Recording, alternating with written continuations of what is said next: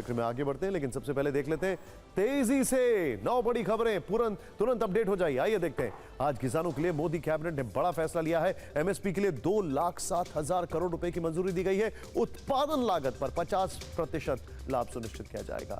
दलहन, तिलहन, कपास का समर्थन मूल्य बढ़ाने का फैसला किया गया है। किसानों को लोन पर ब्याज में छूट को भी मंजूरी दे दी गई है।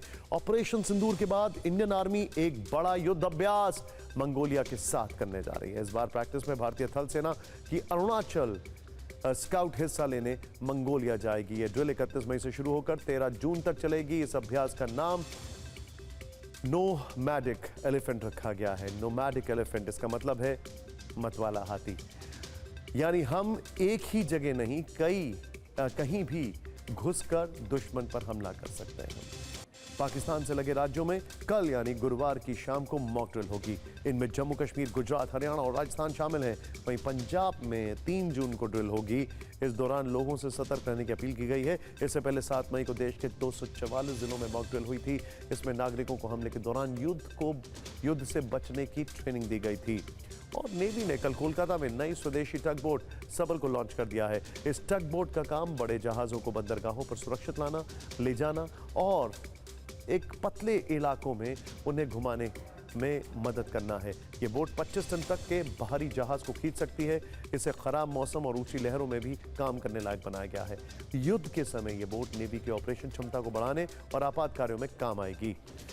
कर्नल सोफिया कुरैशी पर विवादित बयान देने वाले मध्य प्रदेश के मंत्री विजय शाह को सुप्रीम कोर्ट से मिली राहत बरकरार रहेगी।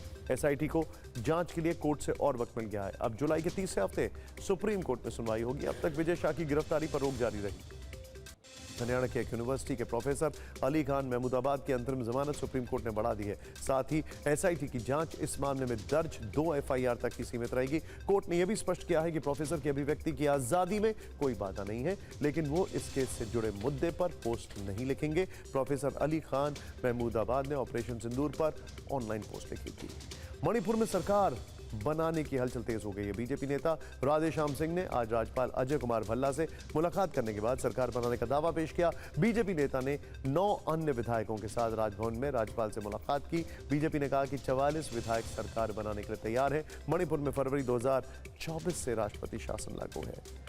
सेबी की पूर्व प्रमुख माधवीपुरी बुच को आज बड़ी राहत मिली है। आज लोकपाल ने बुच को हिंडनबर्ग मामले में उनके खिलाफ शिकायतों का निपटारा कर दिया। लोकपाल ने कहा कि बुच के खिलाफ जांच के आदेश देने के लिए कोई ठोस सबूत नहीं है। टीएमसी सांसद महुआ मोइत्रा समेत 3 शिकायतकर्ताओं ने पिछले वर्ष हिंडनबर्ग की रिपोर्ट के आधार पर कथित अनियमितताओं की शिकायत की थी।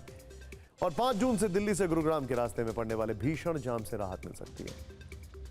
29 मई से एनएचएआई द्वारका एक्सप्रेसवे टनल और अंडरपास का ट्रायल शुरू करेगा।